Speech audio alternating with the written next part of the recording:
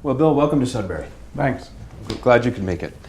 One of the things that is a really interesting challenge I think many entrepreneurial or small companies face is post that lead generation activity. Many of these prospective customers will have a chance to finally sit down with an early stage company. For the company though, what do they need to do to break the ice? Okay, yeah, I can appreciate the problem associated with that and how it feels. And you know, there's not a general statement that applies to everybody. You know, the key is kind of, you know, trying to sense, you know, what's important for the customer, the person that you're talking to. It's no different than any other kind of conversation. Right. But what I find is really the thing that seems to work most of the time is to ask them more about what they do. Try to learn about what's important to them.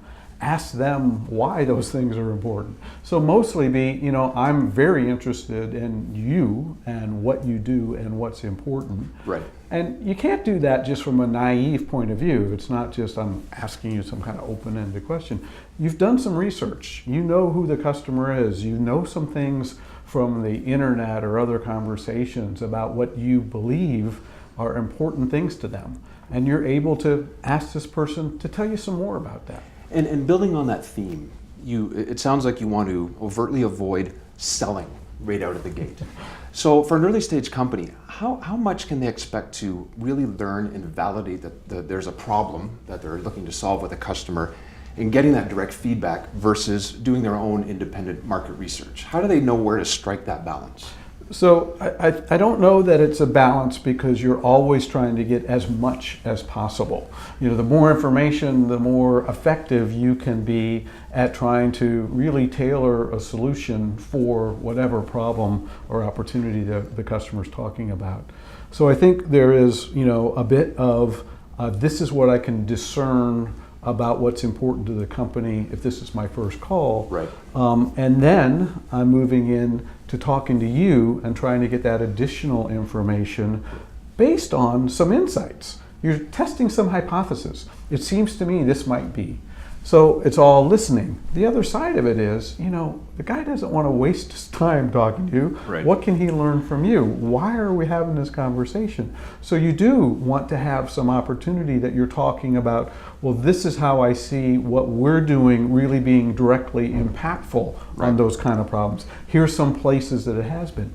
But I would say it's probably first call, someplace around 80-20.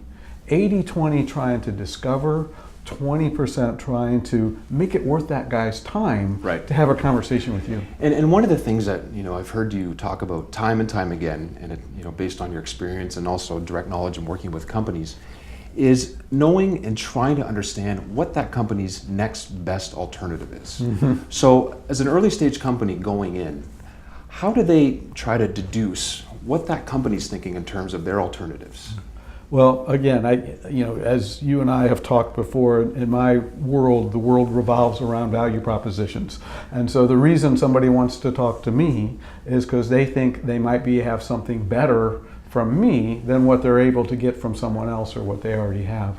So I think it really behooves you as a company trying to provide value to someone to do some research around who are the competitors. How are these problems getting solved in other places? You know, who are they buying from already? Who am I competing with somewhere else? And I may not get answers to all those. I may find, you know, I can't really find anybody who's doing this. Right. And guess what? They may not have a next best alternative that's like you, but they're doing something. They may have the next best alternative is I just keep paying for it when it breaks and I put in a new one.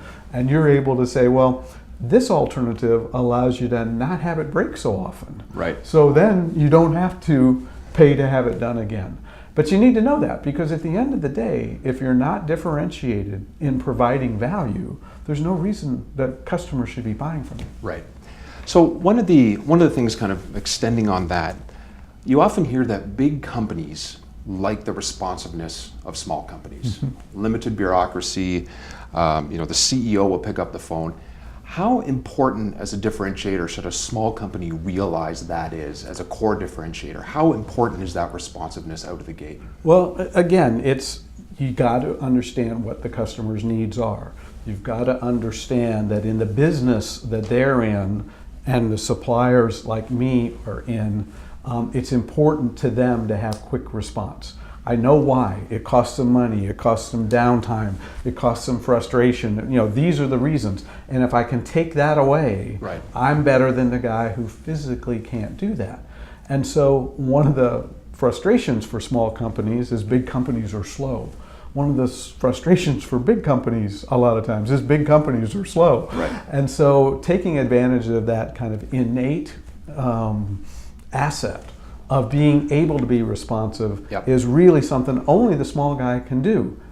But he needs to do it every time and do it reliably, because if not, that big company is saying, you're no more responsive than the other guys. Absolutely. I can't count on you. Yeah, no, I could see that. So one last question. Many early stage companies, small enterprises, often evaluate, should I be going to trade shows? What is the value proposition of me being there? And I'm wondering, from your experience, if an early stage company were to say, do I go or do I not go? How would they assess, why am I here and what am I looking to achieve? What would you provide them in terms of insight and guidance in terms of getting the most out of those shows? Well, I think that's a good question, because I think those two questions you ask are exactly the ones that needs to go through that small company or that early stage company's mind. Why am I going? And what do I expect to do when I'm there? And you're really trying to crisp up those answers. And I think in almost all cases, you'll come to a very good conclusion that says what I'm going there for is access to customers. One of my limitations as a small company is I can't get meetings with customers, and I can't talk to them, and I can't tell them my story. And having a trade show gives you the opportunity to do that for a whole number of people. The other side of it, though, is you get the opportunity to learn from people. So again, you're not just pitching people about why they should buy, but you got people coming in as browsers, and you're asking them, so how are you browsing? How come? What are you thinking about? And you get to learn. And so action-packed, working every minute, spending time with as many people as you can, working every minute. My experience is it's pretty high value. And you're going to do it at least once. And if you discern that it's not after that, you can make a different decision. But that time that you do it, I would think as a small company, that's a great way to get good face-to-face market access. Absolutely. Bill, we appreciate your time and thank you for your insight. Thank you. I've enjoyed it.